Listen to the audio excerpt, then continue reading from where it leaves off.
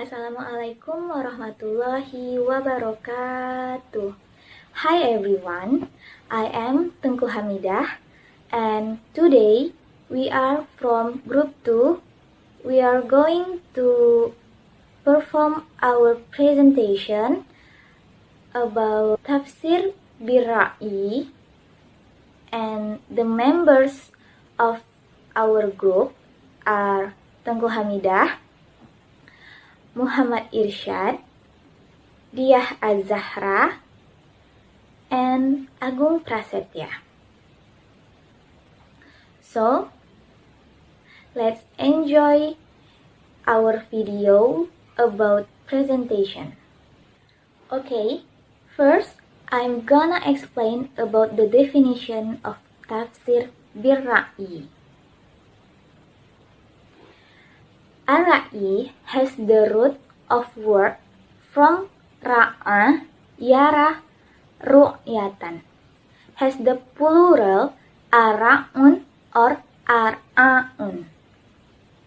In etymologically, ra'i can mean opinion thinking about the basis of something, al-fikr, belief, al-i'tikad, analogy, al-qiyas, or ijtihad. And in the terminology, it can be defined that Tafsir Bir-Ra'yi is an interpretive approach based on the deep understanding, based on the meaning of recitation of Al-Quran after understanding al-madlul and al-dala, is the statement that is strung together in the pronunciation. As defined Husain Az-Zahabi, Ra'yi is an interpretation whose explanation is taken based on ijtihad and the talks of the Musafir after knowing Arabic and its methods, the legal arguments known, as well as interpretation problems such as asbabun nuzul, nasik, mansuk, etc. Meanwhile, according to Al-Farmawi, interpreting the Quran with ijtihad after first knowing Arabic vocabulary when used to speak, along with the content of its meaning. To interpret Al-Quran with ijtihad, the Musafir is also assisted by syair jahiliyah, asbabun nuzul, nasik, mansuk, as explained about the requirements for becoming interpreters. Some scholars accept it with certain requirements and strict rules, the terms of which are: first, mastering Arabic and its branches; 2. Mastering the science of the Quran; 3rd is correct words; last, knowing the main principles of Islam and mastering the knowledge related to the subject matter of the interpreted verses. And for the next will be explained by Muhammad Irsyad. He will explain about the methodology and kinds of the Tafsir Bir-Ra'yi. Assalamualaikum warahmatullahi wabarakatuh. Hello everyone, I am Muhammad Irsyad and today I am going to continue the presentation of our topic, the presentation of our group, and the topic is about Tafsir Bir-Ra'yi. So for the kinds of tafsir bira'i, there are two kinds of tafsir bira'i. For the first is tafsir mahmudah. Tafsir mahmudah is an interpretation according to syariat without and far for the dullness and kesesatan. So it's based on the rules of interpretation. Jadi tafsir al-mahmudah inilah suatu pentafsiran atau penafsiran yang sesuai dengan kaidah-kaidah Islam, sesuai dengan syariat-syariat Islam. Seorang pentafsirnya itu menggunakan hukum-hukum atau aturan-aturan ataupun kaidah-kaidah yang telah ditetapkan di dalam agama Islam untuk mentafsirkan ayat Al-Quran, dan paham akan bahasa Arab dan kaidah-kaidahnya serta memahami dari nas-nas Al-Quran. Interpretation like this is good, is very good because it's follow the rule of Islam. So jadi tafsir Al-Mahmud ini akan menjadi tafsir yang sangat bagus karena mengikuti aturan-aturan Islam, dan ini patut disebut dengan tafsir Al-Mahmudah, yaitu tafsir yang sangat terpuji atau sangat baik di dalam bahasa Indonesianya. So for the second one is tafsir Al-Mazmum. For the name is Mazmum is the meaning of Al-Mazmum is bad or awful. So this is like the opposite of from the first one. So tafsir al-mazmum is an interpretation of Al-Quran, someone who interprets it by his desire. Dia mentafsirkan Al-Quran hanya dengan hawa nafsunya, by his without the knowledge or without the rules, without following the rule of Islam. So this is the tafsir al-mazmum or the awful interpretation. Jadi ini adalah tafsir yang jelek karena tafsir ini hanya mengikuti hawa nafsunya, hanya tanpa menuruti kaidah-kaidah yang telah ditetapkan di dalam Islam. And for the next is the methodology of tafsir bir-ra'i. So there are many methods that if someone who want to interpret an Al-Quran, they can or they have to follow the methodology for interpreting Al-Quran. Jadi ada beberapa metodologi atau cara untuk mentafsirkan Al-Quran. Jadi seorang pentafsir sebelum mentafsirkan Al-Quran harus tahu apa itu metodologinya dan harus mengikutinya. So for the first is start with the topic according to the sentence building from the i'rab and balaghah. Jadi yang pertama adalah memulai dengan pembicaraannya itu dengan susunan kalimat di dalam bahasa Arab itu dari i'rab dan balaghahnya. Jadi yang harus diperhatikan di sini adalah balaghah dan i'rabnya. Bagaimana bentuknya dalam Al-Quran itu, bahasa Arabnya bagaimana, i'rabnya, bagaimana balaghahnya, dan di situ yang harus diperhatikan sekali oleh seorang mufassir.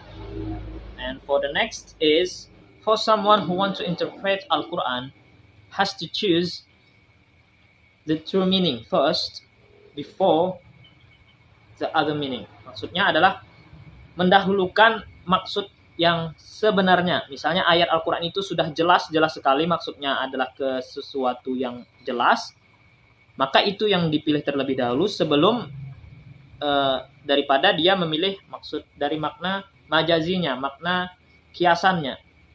Maka makna sebenarnya itu harus didahulukan daripada makna majazinya.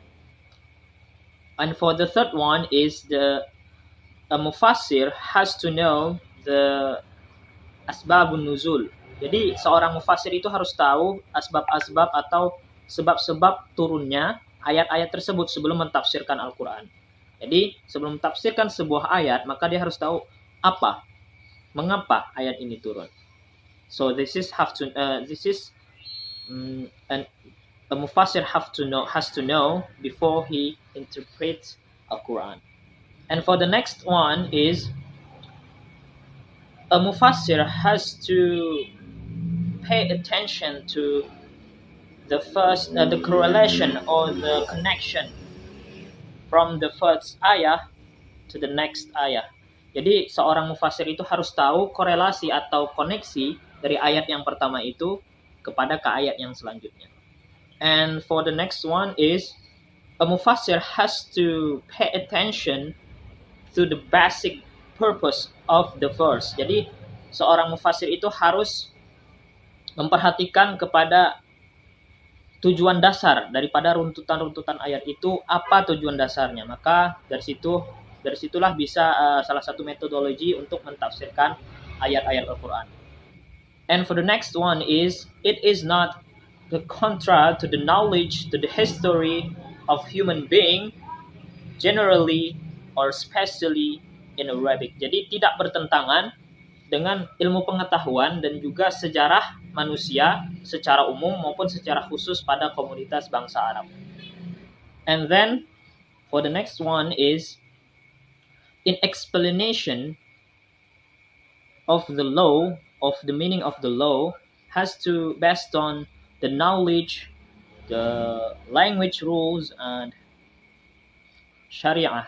Jadi dalam menjelaskan sebuah hukum atau makna hukum harus sesuai dengan syariat, harus sesuai dengan kaidah-kaidah bahasa Arab, dan harus sesuai dengan ilmu pengetahuan.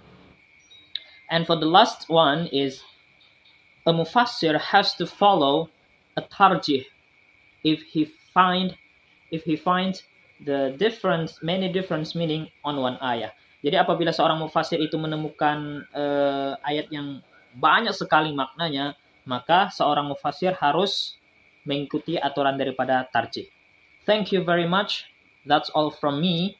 And for the next explanation will be done by our sisters Diah Azara. The time is her. Bismillahirrahmanirrahim. Assalamualaikum warahmatullahi wabarakatuh. Okay, I am Diah Azara. I will be continue the explanation about Tafsir Biroi. Here I will convey about the division of Tafsir Biroi and the names of Al-Kitab from Tafsir Biroi. Tafsir Biroi is divided into two parts. First, Tafsir Al-Mahmudah, and second, Tafsir Al-Madmumah. Tafsir Al-Mahmudah adalah suatu penafsiran yang sesuai dengan kehendak syariat atau penafsiran oleh orang yang menguasai aturan syariat, yang dimana jauh dari kebodohan dan kesesatan sesuai dengan kaidah-kaidah bahasa Arab serta berpegang pada uslub-uslubnya dalam memahami Qur'aniyah. The names of Al-Kitab from Tafsir Biroi atau nama-nama kitab dari Tafsir Biroi yang tergolong dalam Al-Mahmudah yang banyak dikenal antara lain.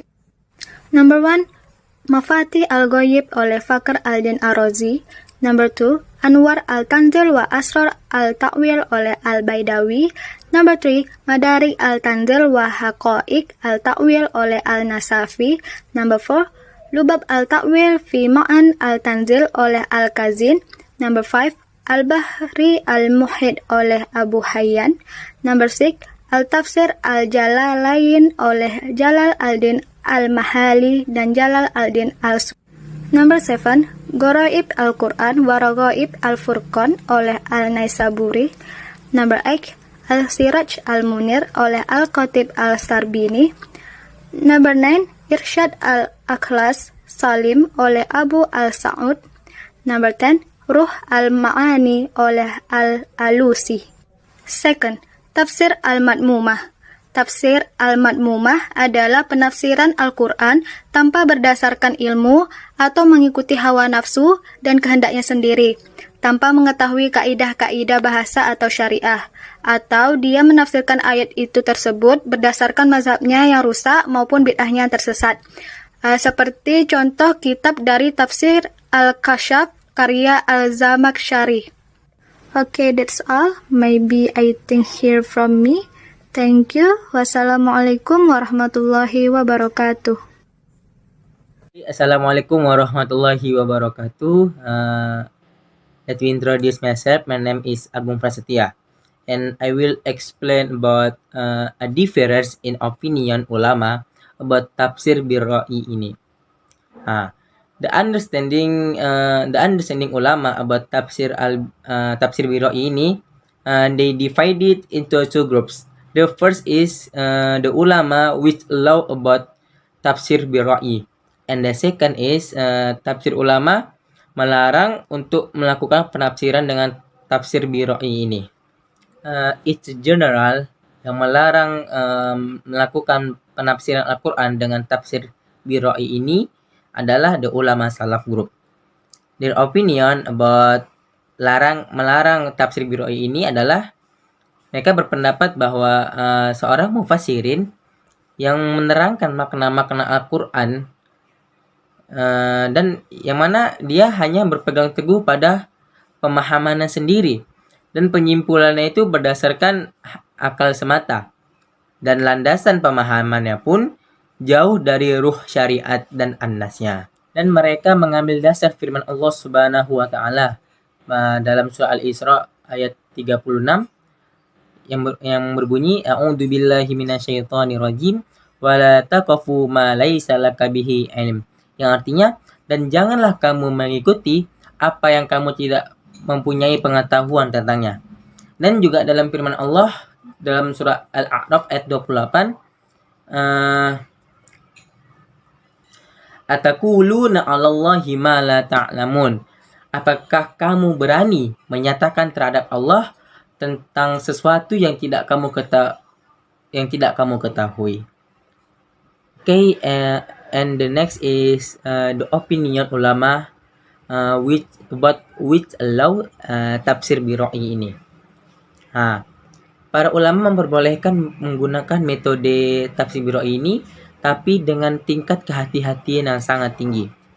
Dan mereka melalui jalur al-jam'u wal ta'rif, yang berarti mengkompromikan dan memilah-milah, sehingga memunculkan beberapa syarat bagi mufassirin sebagai ketentuan baku yang telah disepakati.